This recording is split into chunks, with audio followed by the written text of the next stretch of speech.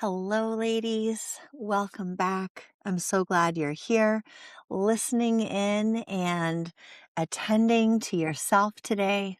I can't tell you how many conversations I've been having recently with women who are saying a version of, is this just me? Is this just life? Or is this perimenopause? And what they're asking, what they're wondering, and what they're picking my brain about is this big emotional reaction that I'm having related just to what's happening in my life? Is this a quote unquote normal reaction? Or are these emotions I'm feeling related to the hormonal change that I'm not sure if I'm in yet or not? And it's a fair question because if you're not sure yet what your early signs of perimenopause are, then you may not yet be doing things to specifically support your hormones. So therefore, you're not quite sure yet whether it's anxiety or hormones or reactivity or hormones or low mood or hormones. And friends, I have a hot take on this. So hang tight with me. I can't wait to share from my women's health specialty lens, but also from my mental health provider lens, what's probably going on. But let's set the scene here for a second. Let's say that you have been looking forward to a time in your day where you get to hang out with your kiddo. Let's say they've been at school, you've been at work, and you're so looking forward to having a little bit of time together with them. You have no idea what they've been doing all day long, and you can't wait to get a peek at their inner world and see how they're doing. Or maybe you're wanting to transition into a moment that you think is really important with your kid, or something that you've been enjoying, or something that you've been looking forward to enjoying with them, but they're having a difficult time from maybe a preferred activity for them or what they were doing before and transitioning into whatever it is you think needs to happen or you want to do. Or let's set a different scene. It's evening time and you've been working and momming and doing all the things all day long, and you're so looking forward to connecting with your partner at the end of the day. But let's say they're distracted or they feel distant, or let's say an unfortunate, minor, but just aggravating conflict occurred between the two of you. And now all of a sudden, your ideas about what it was going to be like with them are now dashed. And now you're noticing that you're feeling angry or resentful or reactive around that. Or maybe something wasn't done in the house or at work the way that you thought it was going to, and it's feeling like just another burden on top of your already full to-do list. Or maybe your kiddo shows up and is actually going through a hard time, whether it be with friends or academics or their own kind of emotional inner world. And maybe you weren't expecting that. And now you're having to rally to orient the rest of your emotional and mental energy for the day to be able to attend to what your kid is needing in the moment. So instead of that close relational connection you were looking forward to, or a relieving, easy, spacious afternoon, or whatever it was that you preferred and you were looking forward to, now you're realizing that you need to regroup and put additional energy towards something else. And in those situations, having a strong and difficult and challenging emotional reaction is not an unusual response. And in situations like that, like they probably occur on the weekly, right? You'll notice that you're either getting kind of distant and down, or anxious and kind of sped up and more controlling, or maybe irritable and annoyed and more dissatisfied. And the question underneath all of that is this me or is this my hormone? And my honest answer is it's probably both. It's not usually in this kind of midlife phase. If you're over the age of 35 and you have kids at home and you're listening to this, it is most likely that those big and strong emotional patterns or reactions are coming from both a big hormonal shift in your brain and body, which does influence mood and makes it much harder to cope and have additional bandwidth for things that you used to be able to have bandwidth for.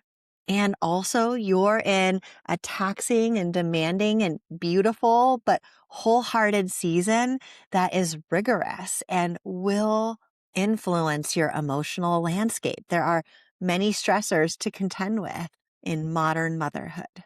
So, hormonal influences are always co occurring with all the lifestyle stressors, and neither thing cancels the other out. The mistake is treating this as an either or conversation versus a both and conversation. And with the surge of perimenopause information that's out there right now, it's so important. Women deserve to understand what's happening in their brains and bodies.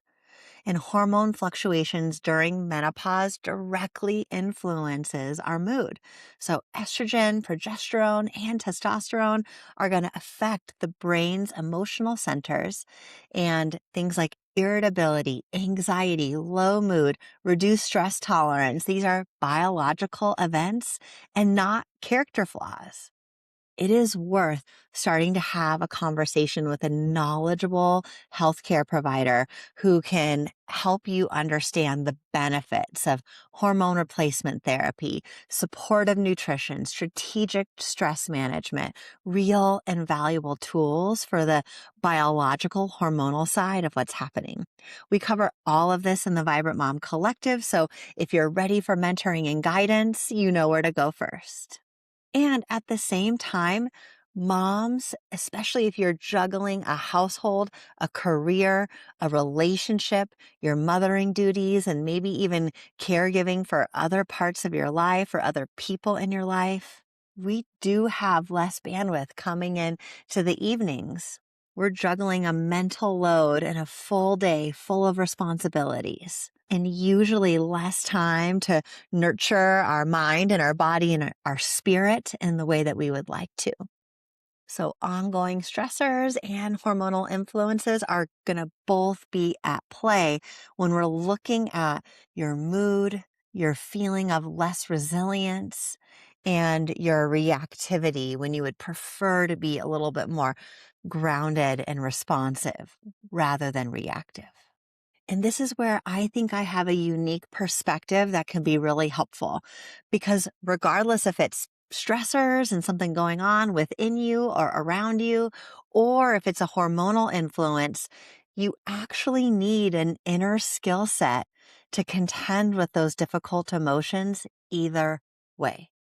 I've been replacing hormones for the last 4 years now, and they've really helped me. And I've doubled down on my vibrant midlife health practices, and those have really helped me. And still, of course, I have stress and I have difficult emotions. And the frameworks that I developed for the Vibrant Mom community are ones that I practice for myself to help me ride the ups and downs and twists and turns of what it means to be human and a mother during this season of life. I see perimenopause doctors covering the biological layer of things. Thank you so much for your thought leadership. I see parenting experts covering the family layer and how to move into that really intense and important role of being a parent and doing that well. Thank you, all of you, for your support for us. We couldn't be doing this amazing job without you, but no one is sitting in the middle covering the inner emotional skill set that midlife moms need to navigate both at once. Until now, of course, that's what I'm super passionate about bridging the gap on for all of us. We need inner skills to help us navigate the emotional experience at hand. And we also need inner skills that help us not necessarily change the moment at hand, but change the way that we're showing up in the moment at hand and change the way that we're feeling within ourselves and our inner relationship with our thoughts, our emotions, so that we can feel more equipped and more resilient to those difficult times and closer to ourselves and closer to the enjoyment and the beauty of our lives and be able to recover from the tricky stuff as efficiently as possible. So we can't always control if we're going to have a hard evening or a hard moment with one of our loved ones, but we can develop a real fluency with our emotions and utilize frameworks and tools to help us move through it with more grace, with more skill, and more connection within. So let's bring ourselves back to that pickup scene. You're so excited, and then you get disappointed because one of your kiddos is having a hard time, or they're being grumpy, or they're telling you that nothing you're saying is right. The evening has piled up and people are out of sorts, or things aren't being done, or everything is just harder or more laborious to get through. We all have those evenings.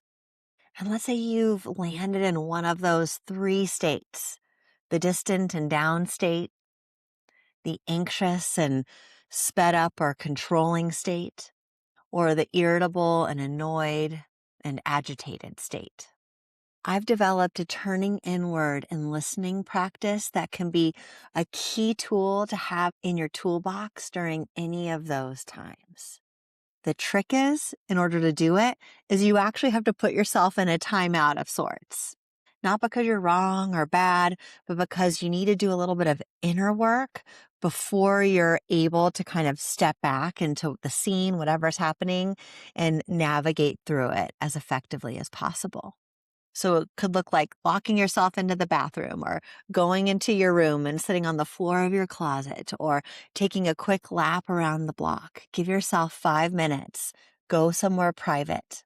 Let your partner know you're taking 5, or set your kiddo up with an activity that they prefer and enjoy, and then leave the dirty dishes in the sink and then go take your 5 minutes. I say 5 minutes because there's 5 steps to this turning inward and listening practice.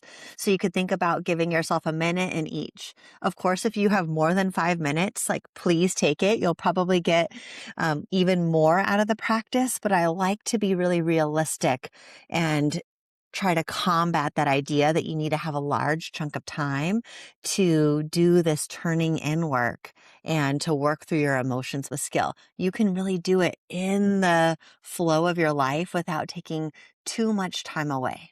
But you do need to reduce the stimuli coming at you and give yourself time to get out of the sensory demand and attune inward. And while we're attuning inward, we need to listen to what's going on the inside so that we can choose an action that will be soothing and supportive to get us into that next part of our day as skillfully as possible.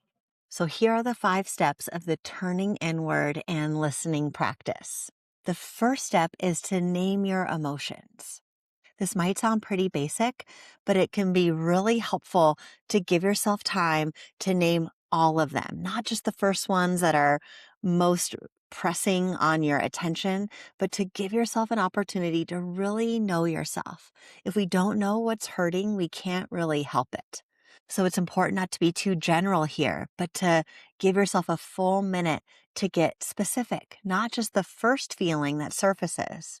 The anxiety or the irritability or the disappointment is probably there, but what else? I like to do the what else method, which is ask what else, what else, what else a couple of times, and then ask, and what's underneath that?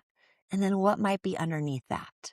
We use the what else and the what's underneath that sequence to get the full picture of our emotional landscape. Our emotions are letting us know what's happening on the inside, what our needs are, what we deeply desire, what matters to us most. So if we're going to do anything with that emotional information, we got to really know ourselves and give ourselves a chance to draw ourselves out a little bit here. So there might be disappointment. Maybe you were hoping for something different tonight. And then next to that, there might be exhaustion.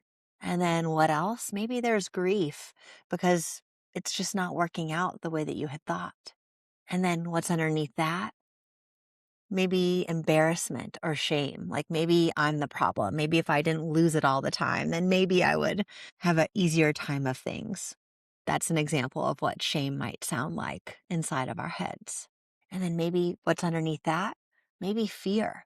Maybe these disconnected moments have been happening and you're afraid because you don't understand why they're happening, or you haven't yet figured out how you're going to grow your toolbox to be able to respond to these things that keep happening. So all of those emotions that I just named, there was disappointment, there was exhaustion, there was grief, there was shame or embarrassment, and there was fear. We need to get the fullest picture we can in order to do anything useful with those emotions and to get the precious and important data that they all provide for us. The second step is to notice the story that your mind automatically creates around emotions, especially uncomfortable ones, and then gently pause the story. Your mind is doing what it is designed to do. As soon as it notices difficult information, it will start to form a story. It will try to create meaning out of what's happening. Maybe it's a story like, he's always distracted and on his phone, or I can't handle anything anymore. What's wrong with me? So and so would handle this so much better than I handle it. What's wrong with my kiddo? Why can't they handle this or that or do this or that? The story is real. Those stories pull us. They can be really loud. They can be really distressing in and of themselves. And what's really important when we're trying to increase our emotional well-being and increase our skillfulness when we're having a difficult moment is knowing how to pause the stories as they come.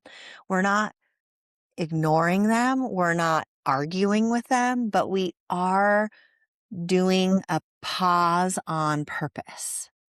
We don't want those first stories to influence our emotional experience. We actually want to attend to the emotions themselves first. Usually your mind is going to come up with explanations or problem solving or fix it solutions. And we want to say, thank you, mind, for all of that information, but not yet. You're going to get a better story and a better brain to help you with a more workable story if you go through all of the 5 steps first. So notice the first story that emerges and then push pause on it.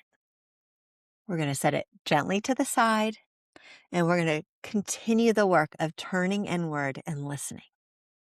The third step is to listen to what the emotion is actually trying to tell you. Emotions are not problems to be solved. They're not character flaws or signs of personal failure or weakness. Your emotions are a sophisticated information system. You want to adopt kind of a curious and compassionate openness toward your feelings, even the painful ones. And you want to ask yourself, what is this feeling pointing toward? What deep within me is trying to get my attention? And this will always be something for your highest good.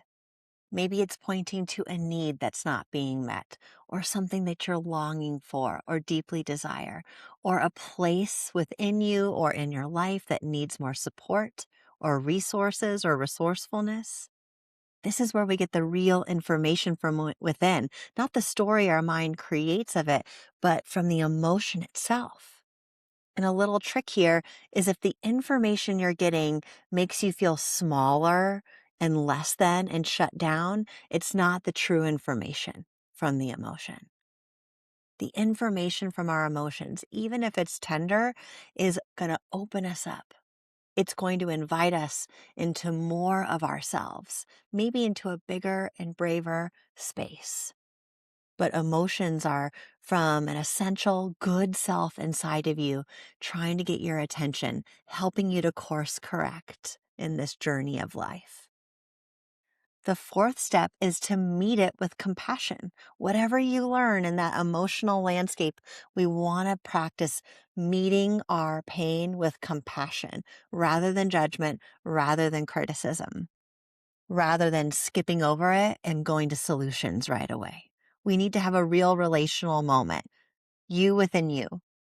So you're going to turn toward whatever is carrying this feeling inside of you and meet it with the same warmth you'd offer a dear friend struggling in the same way. The invitation is simple. You're turning toward whatever inside of you is feeling what it's feeling and saying, I'm here, I'm listening, you're allowed to be here, you belong. I'm going to offer myself care and kindness as I'm moving through this painful moment. So that's what it looks like to take your inner world seriously and start meeting it with specificity and skill and developing the ability to be a leader within yourself, to reparent and care for the tender spaces within. And then the fifth step is to choose how you want to move forward. So this is not fixing the problem at hand or getting out of an emotional experience. It's about choosing how you want to meet yourself or choosing how you want to move forward in the imperfect situation at hand, given what you've just heard on the inside. So you're asking yourself, what does this moment call for? What would be a soothing action that would represent me supporting myself as I'm moving back into my life, back into my family, back into whatever's difficult in the moment? So it can be a hand on the heart and a deep breath into that hand. It could be choosing a quality or characteristic like kindness or going slow or deliberateness or whatever it is that would really kind of soothe and anchor you to be able to move forward and go back into the situation at hand. And that represents you being connected and caring to yourself as you're re-exposing yourself to the challenges and you're trying to navigate through them as best as you can that evening. So that whole 5-step process does not require a weekend retreat or even an hour of quiet. I wish both of those for myself and for you, my friend, but this practice does not require that. It does require a willingness to give yourself a time out and turn inward for 5 minutes, even in the middle of a hard moment or a hard evening. And it requires you to consider yourself like an essential being that you're caring for, in addition to all the other caregiving you're providing, that you're not waiting for other people to care for you, that you're really invested in providing care for yourself when you need it the most. So, regardless of the reason why you're feeling like you're in a difficult moment, whether it be a difficult situation or a hormonal fluctuation, the why you're feeling what you're feeling sometimes less important than the what you're going to do to support yourself when you're feeling that way. And the turning inward and listening is just one of the many practices in the Vibrant Mom framework that help us to deal with the what we'll do when we're struggling. And I'd love to invite you into the collective, my friend, to share in the joy of learning, of deepening your relationship with yourself and gaining confidence that you are actually moving in a direction of vibrant emotional and physical health in this midlife motherhood experience. And it's actually on sale right now for the month of May. Happy Mother's Day month. 25% off. I hope you'll opt into the sale price if it helps make the offering more accessible for you. Please consider this my personal invitation to you to join our community. It is rich and beautiful and so much fun with such big-hearted and smart and welcoming and warm women all participating. There is a cohort open for you. I can't wait to welcome you in. Either way, I'll see you next week.